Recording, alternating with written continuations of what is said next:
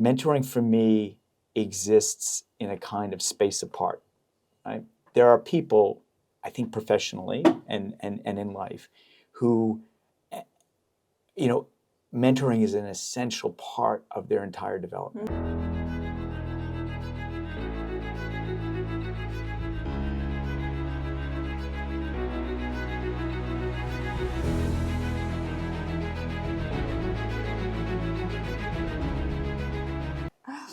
So, Jonathan, you've been exploring the question of inventiveness and innovation for years in your academic and commercial work.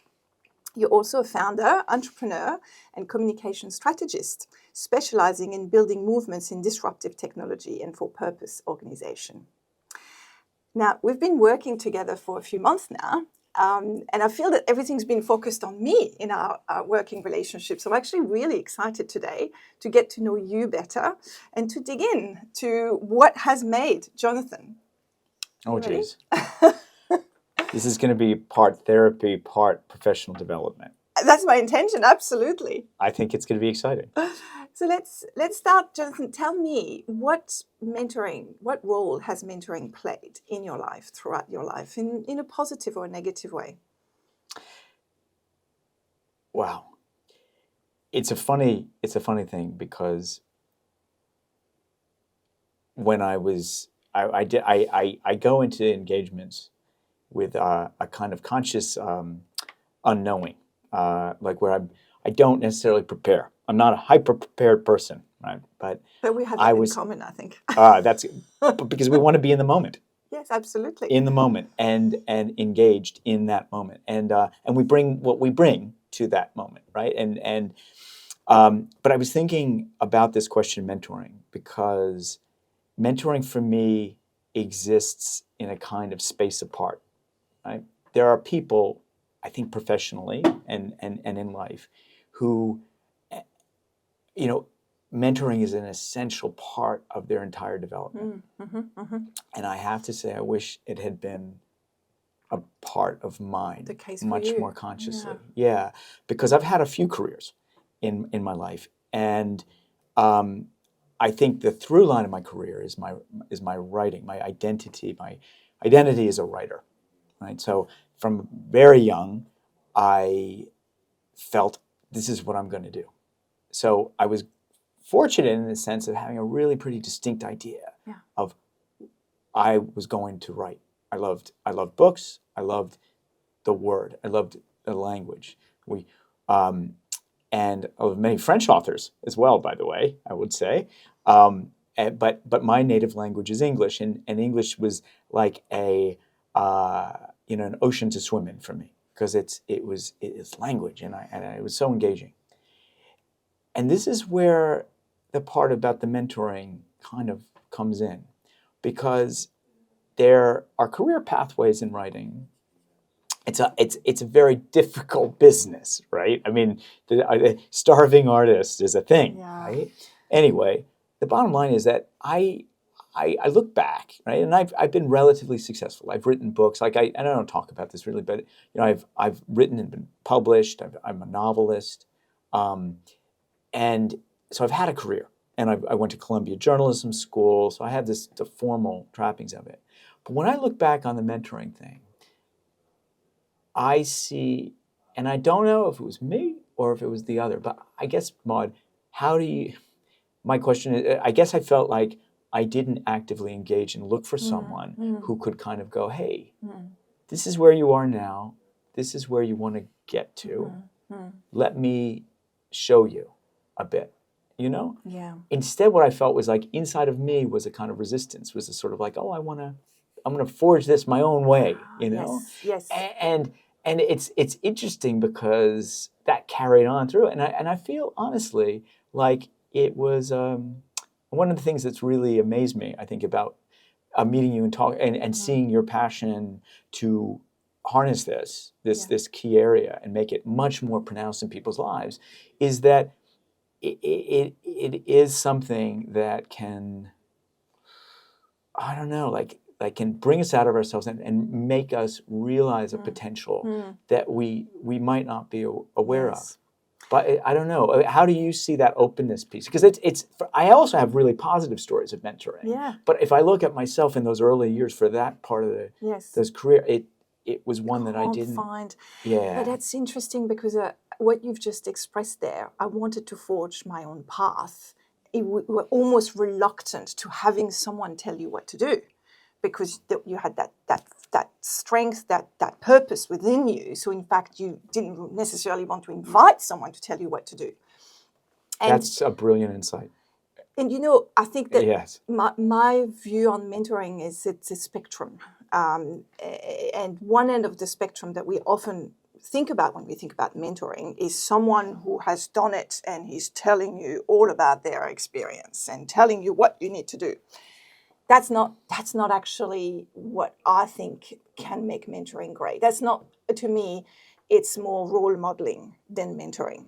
Real mentoring can happen in 2 or 3 minutes or 5 minutes, or over the course of your life. It's a series of questions of gentle encouragement, of mirroring, that actually focuses on who you are really and helps you gain the confidence and the clarity to know how to pursue your path, not someone else's path. And so it takes a different style of mentoring, because you need to have a mentor who is so focused on you that they almost disappear, but they know how to ask the right question so that they reveal in you just what you need to move forward. Wow. I think you've really hit it, because as a writer, I wanted to be different. I felt I was different. I felt I was seeing things differently. Okay. So if someone came to me, Yes. right, who I engaged with, and Yes. this is, I think, goes to your point, and said, "Oh, well, I'm a successful commercial writer. I've done this, this, and this," and I would encounter, right, novelists, Of course. particularly like that, and they would tell you, "Well, this is the path," and hearing that would almost repel me. Like there's almost a repellent effect, because they were telling me the mold I had to be fit into. Yes. And I'm going, and what you said, I wanted to forge my own path. Yeah. So I didn't find someone who came and said, "Hey, Yeah. Jonathan, this is who you are right Yes. now. Like, I understand, and I'm seeing you." And what you just said about disappearing into self, I identify so much with that, because in my work as a journalist, as listening, immersive journalism, you need to make yourself disappear so that the other emerges. Aha. And you give them that space, Yes. right, Yes. to emerge into it. But Yes. it's not just I'm a blank wall, I'm disappearing, right? It's an active disappearance, Yes. isn't it? Like, how does that I work? actually think, that's really interesting, the way that you've connected mentoring with journalism, because that's why I don't know much about you, because you do that. You are focused on me most of the time, and you're revealing in me what I want to achieve through the work that we do together. And that's why I don't know much about you. So you are a mentor in your act of journalism. There you go. Like, so it's the disappearance. But I would want to ask you though, because you said a range of things that I thought were very, very telling. How does someone meet, like, so you disappear? I get that part. Yeah. But you're also meeting that person with sort of where Yes. they are, and you're kind of seeing them in a context of who they are, but also the context of that overall trajectory Yes. where they want to Yes. go.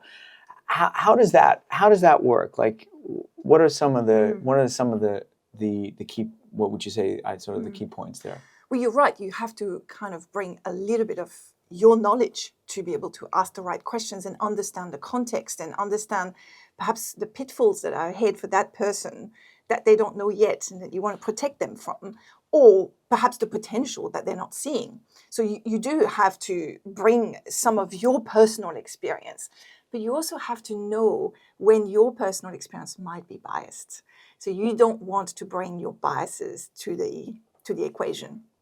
That's the hardest act, is asking the questions that are going to help the person develop that insight for themselves without leading them down a path that's ultimately yours.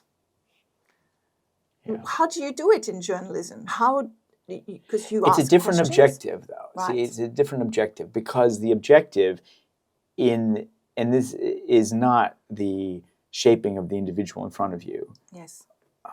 It's not completely true because in some of our engagements, like when we're talking with you, you know, there is a shaping, right? I'm trying to, from a communications point of view, help shape you, right? I get shape that. the story. But from an immersive journalism point of view, what you're really trying to do is just get the person to come out into a context that you, in a sense, build then. So if they're a person in a story, particular story, that's the context. You're not really shaping them for actionable steps that they take in their life from that point on. Yes. You might influence them in that way. You might actually yes. mirror, and you'd said this, Yes. right? Yes. You're holding up sometimes a mirror Yes. successfully, and that's a value, right? So there are people maybe I've engaged with who go, oh, wow, I've just seen this part of myself. But it's quite different. I think the mentoring aspect is, what's exciting to me also about the mentoring is that you're bringing those qualities in, but you're also actually, you're potentially going to shape the world. One thing I wanted to talk to you about, if I can, is I have the positive mentoring story. Yes. But it wasn't, I have a positive mentoring story for me, I would say, but I also have one for a person in my work. So I had studied Australian inventiveness. I got my doctorate in studying Australian inventiveness, and I was interviewing Australian inventors. And a lot of people don't know that Wi-Fi was invented by an Australian team. And one of the key members of that team, I would say probably was the founding member, the guy, the force behind it, is David Scalar. And I had the great fortune of spending about a year interviewing him, just having coffee every Friday. Wow. And in a sense, there are two elements. He, in a sense, became a mentor for me, but I also learned about his mentoring journey. And so in his 20s, he was a very, very hardworking academic, right, in radio astronomy. But he felt that he was stuck because academia he didn't feel like that was the final call. He saw a lot of stuff that was happening in academia that was very incremental. It wasn't clear what the effect of it was, and he wanted to have an effect. And he recognized that there was a commercial thing, but he had a mentor. It was someone in his department, I think it was department head, who sort of looked at him, knew him, and this goes exactly to your point, understood him in context of who he was, right? He understood him, but he also understood what the journey was. And he gave him this guidance. He said, look, you do want to move into the commercial world, right? Probably leave academia at some point and get that experience. But also don't be too hasty. And he came up with this great term, which I used in the book, which was drift to your goals. Oh. So he understood that he was dealing with someone who was very, very, intense, very smart, in a rush. And he said, the thing is, if you figure out your goal and treat it like it's Mount Kilimanjaro coming out of the plane, right? It's a big thing, right? So say we're going to figure out Wi-Fi. We're going to solve that problem. You don't go, I'm going directly there. You don't try to figure out every single pathway. It's because you know in you want to get to that place. You drift toward it. So basically, everything you do starts supporting that. And so it was funny because I feel like that was a great mentoring example. And in turn, here's the effect of mentoring. It mentored me. And I love this point about the clearer the picture, the more you go towards it. When I learned to drive, I still remember this because it was 30 years ago probably. When I learned to drive, I was constantly worried of running into the cars that were parked on the side of the road. Yeah. And my driving instructor said, no, you don't understand. You need to look where you want to go. If you look at the cars, you'll go into the cars. That's so true. But if you look ahead and forget the cars, you'll go ahead. And I don't know how this happens, but it does. And so now I've kept this lesson throughout life. If you know exactly where you're going and you're super clear, just look towards it and kind of don't look at the sides. Because if you look at the sides, if you look at the cars, you'll run into your fears, essentially. It's so true. You're going to ping pong up the street, sideswiping everybody. That's so true. That's so true, isn't it? And we don't know how it happens exactly. You got to kind of rely. Yes. A mentor also sort of allows you to say, "Hey, you've got a lot more than you think in you." Yes, exactly. And a lot of it you can be unconscious of, and that's okay. Like, you don't need to. Yeah, that's exactly right. it. Particularly if you're someone, I think, and this is obviously true for a lot of leaders, I would say. Where there's a type A, the old, the sort of intensity, analytic, we're going to solve this. And yet the role of just sort of being or allowing, going in a direction and knowing that you're supported by all these other things that you have, like us jumping into this podcast, right? Like, we didn't know necessarily what we're going to say, but we have, every day we're doing this. On some level, you're definitely doing it every day. You are engaged, and so you're bringing all that to the table. So as long as you just don't hit the sideswipe card, we don't need to think about that. But so it's a coordination from your vision, sort of almost instructs your doing, and the relationship between the two is almost it's invisible and unknown. So it is the behaviors, the actions you take. They're directly instructed by your vision, but how? That's one of my fascination in life. It is fascinating. You just made me think, and I don't want to go off on a tangent, but watching these recent Olympics, and Simone Biles' example, and if you look back at Tokyo, and the whole world's like, she's just bailing out. No, she clearly she knew she had to, because that connection was broken. Which she'd relied on. That's so funny. I watched this last weekend. I watched something about her that I didn't know, and it absolutely brought this to the fore for me. Yeah, and it's funny because the shorthand in the world was initially really negative. It was like, oh no, whatever. And it was a real triumph to see her come back and do so well this time, but also she'd had injury, so it was just like, it's not about that, right? It wasn't. She's strong incredibly, but it was that other thing. And that's in our life. Clever enough to know, she was wise enough to know that she it was broken. That's right, and I mean, and it's interesting because I think the mentoring equation, and that's the part that it's only now later in life, and I don't know if there's a great value in regrets unless you use them maybe to teach you, so that you can go, hey, tomorrow I can build on that. But I would say my second positive mentoring story is in my life. That this man who invented Wi-Fi. He's part of that team. Incredible privilege of very grateful. Yes, has become a positive mentor for you.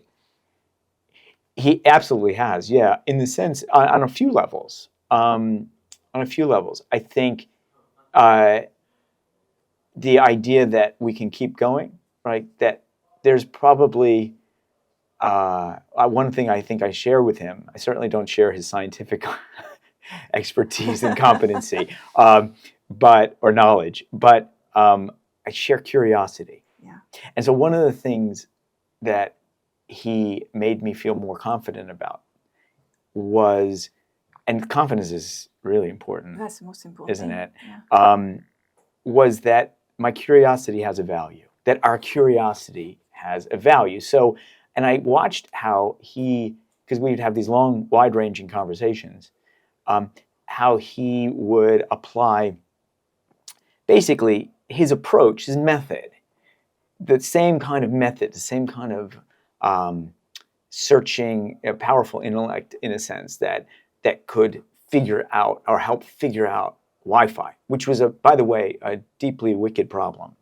I can't go into the details here, but it's really hard to bounce signals around in a closed space. Which is radio signals, very hard. But that same level of intelligence, but tirelessness, inquiry, inquiry, was he'll take that when he's cooking a complicated recipe, or he'll take that when he's looking at medical condition, like something outside of his Yeah. space. And that was actually a theme that came up again in my book, because I also interviewed Dr. Barry Marshall, who won the Nobel Prize for cracking a really big problem in our with ulcers. He basically proved that ulcers were caused mainly by bacteria, not by the brain, as had been thought for like 100 years. So he was a real a heretic. In fact, he really pushed against things. But Barry Marshall was the same, right? In similar, and it gave me that same kind of inspiration, which was, hey, be confident in your methods. Yeah. Like if you're curious and you're pretty competent, and you be confident in pursuing that curiosity into even fields that you might not be automatically like, you're not qualified for sometimes.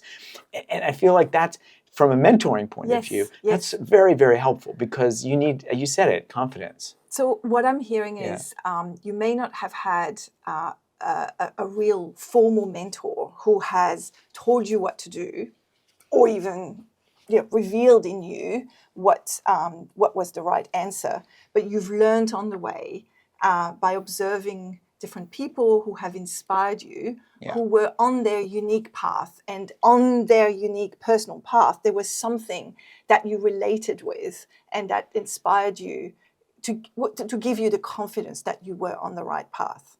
So it's interesting that by reflecting on what role mentoring has played for you, it's not straightforward. It's not always just a relationship that goes from A to Z and that is a formal labeled mentor.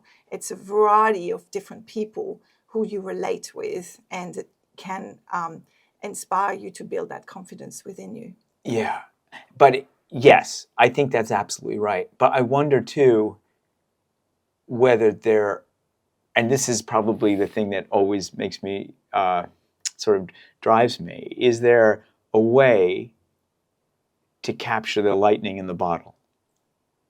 Like, is there a way that we know these things are there? And this happens with my writing, right? My immersive part, journalism part. It's a lot of hanging around. It's a lot of listening. But at the same time, there's this power there. And how do you balance that with actually kind of disciplining it into a space? And I think that's part of the problem that you're trying to crack. Yes. Do you want to explain that? Putting it in a bottle, I hadn't thought of it in that way. But it's trying to identify the recipe so that each of those conversations lead to something that's meaningful and powerful, impactful, and making it a little bit more deliberate. And I think we talked about it a little bit before, is it's helping the mentor to focus on their mentee's path, and to refrain from telling them what to do, but asking the right question. When you tell someone what to do, it's almost as if you are stealing from them the epiphany that can come out of finding the solution on your own. So even if you know what your mentee is meant to do, even if it's so clear to you this is what they need to do, or it's so clear to you that this is the problem, telling them will just be a piece of advice that someone has given you. Asking them again and again and again to reflect, and gently giving them the confidence to come up with their own answer is going to give them release in their brain the level of energy that's required for them to take action after that insight. We know how difficult it is for humans to change, to do things differently. We're creatures of habits.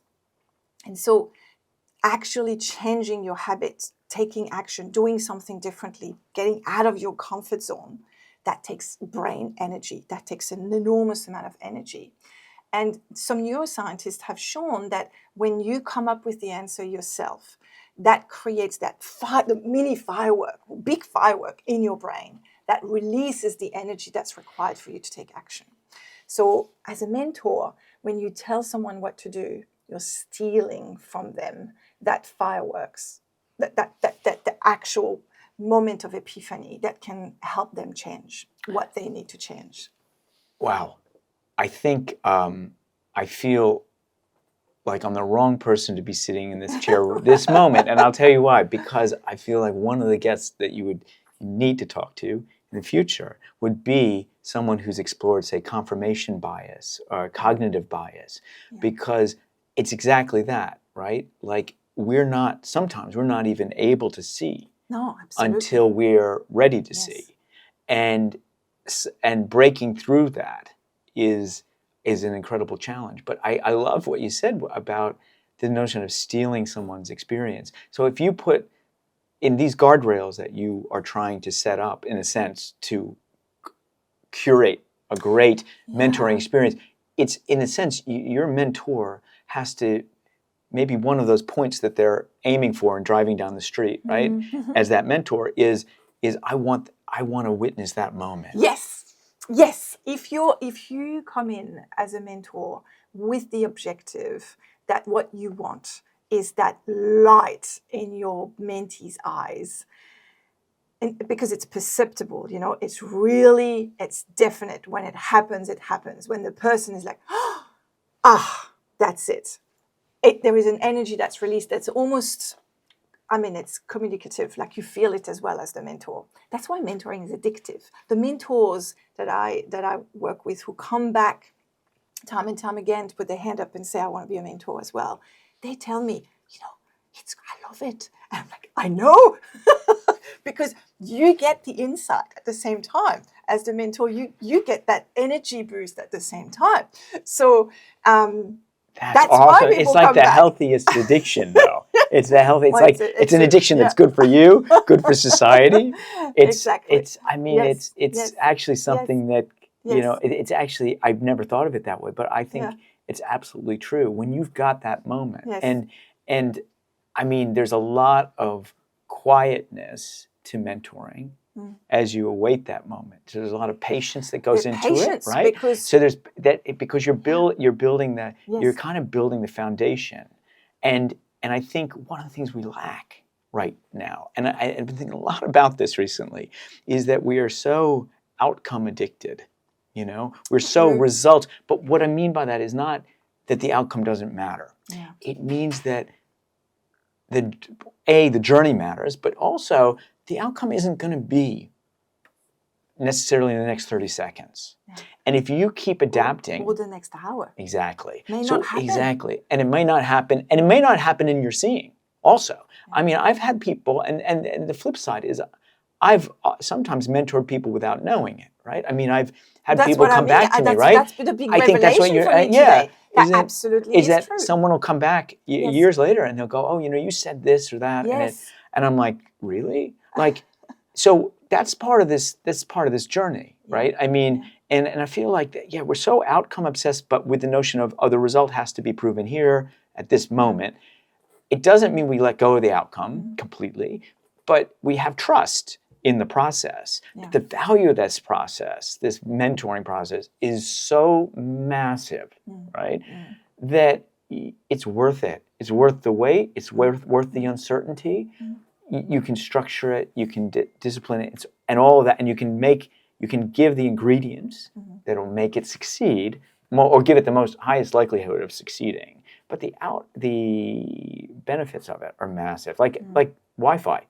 Wi-Fi might not have come as quickly if this inventor if that hadn't had that exactly. Like someone who to say, wait a second. Like here's the path. Like you don't actually need to engineer the path. Because I don't, maybe I didn't make that clear, but this was mentoring in an engineering context, and anyone who knows engineers knows they're going to want to build a distinct pathway. So they're going to I want to talk to this person, and then I will need to do this and that. And this person's going the exact opposite in a sense. It's like going, just have some trust and drift, right? It's not engineering, right? And so so I think that's the kind of thing that we're talking about. Absolutely. In empowering. Is that and right? the power of mentoring in any conversation. That I think what's quite clear from our conversation today is that you are a mentor. Perhaps you don't know it, but you ask powerful questions to people that leads them to insights that have an impact, a tremendous impact on their life and on society. Yeah. Because mentoring leads to that, and you just talked about this ability to break out of your cognitive construct. And for me, that's the essence of humans. That's what we need to achieve as humans, is to be mindful of the biases that we carry, of the unconscious constraints that we carry with us by the very nature of our humanity. So if mentoring can help us evolve and grow cognitively, and that's definitely a big impact to humanity. I think it's quite fascinating because that addiction quality is probably also because that person is getting that shift themselves. You see a shift in someone else, you're reminded of earlier shifts, but also that power to change. And I feel like on an organizational level, you talk about mentoring, you go, well, oh yeah, what's the value? Well, the value is you've got someone who is that much more aware of context, probably, of other people, of how they fit in, right? I mean, and who wouldn't want that in their organization? Absolutely. Like, and who wouldn't want someone who's able to push those boundaries of constantly expanding that circle of understanding, cognition, awareness, right? I mean, and so that seems to be so important. So how does technology potentially fit in that? Are you, I mean, because that's where I think what's exciting when, we talk is you're trying to kind of crack the code with technology. How do you do it? I don't think AI can coach humans. I think that personal relationship, that human connection is really critical for the person to have that epiphany, that aha moment. But I do think AI can help mentors and mentees get closer on the path so that when they meet, they are so prepared for the right conversation, the right questions, that they can have that spark.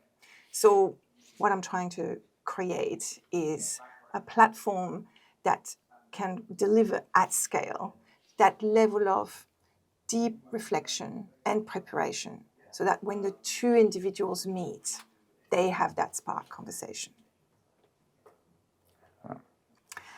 Yeah, so that makes a lot of sense. I agree with that. I think a lot of what we're going to see in AI is AI enablement, right? Because in a sense, predictive or generative AI at this point, and we've done a little bit of reporting and work in this space.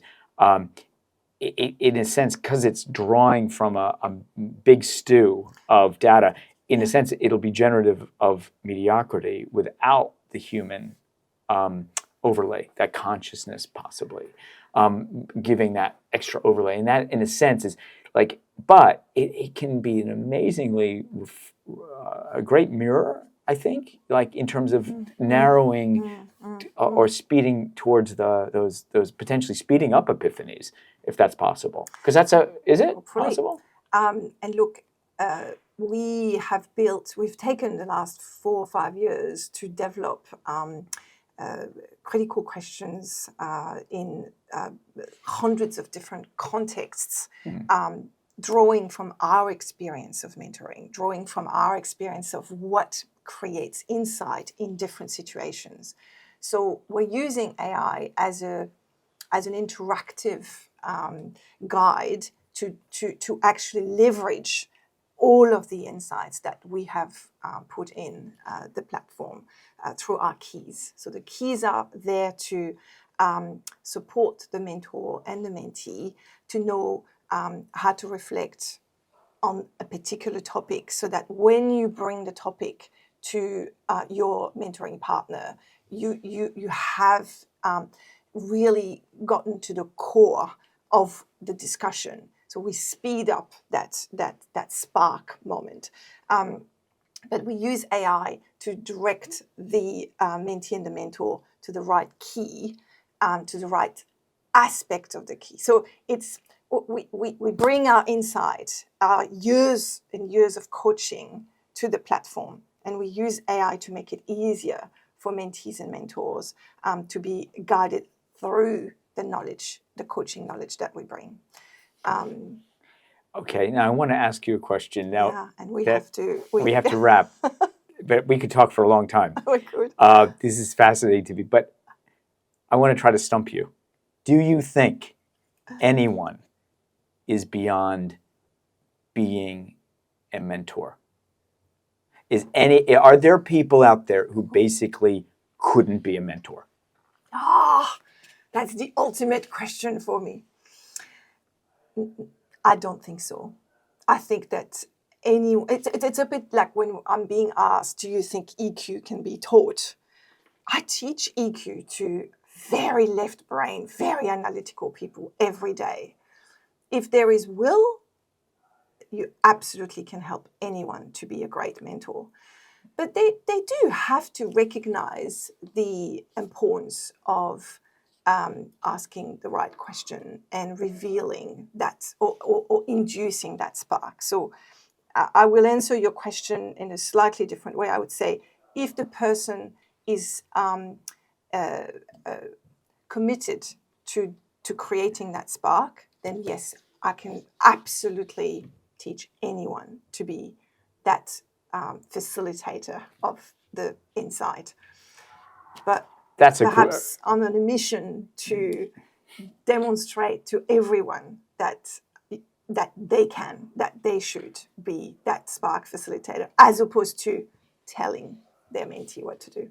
So you need to induce the epiphany in them that they can be a mentor. Well, perhaps that's exactly it. But I mean, no, that gives me a lot of hope for people, for us, right? Because I think you've seen that day after day, that you can actually move people towards that. That's great. Now, thank you so much, Jonathan. It definitely felt like a reverse mentoring today, as in we were both getting a lot of insights from that conversation. Thanks so much for being our first guest, and I look forward to the next iteration of our podcast. Thanks so much, Maude. Thanks for mentoring me today. Thanks, Jonathan.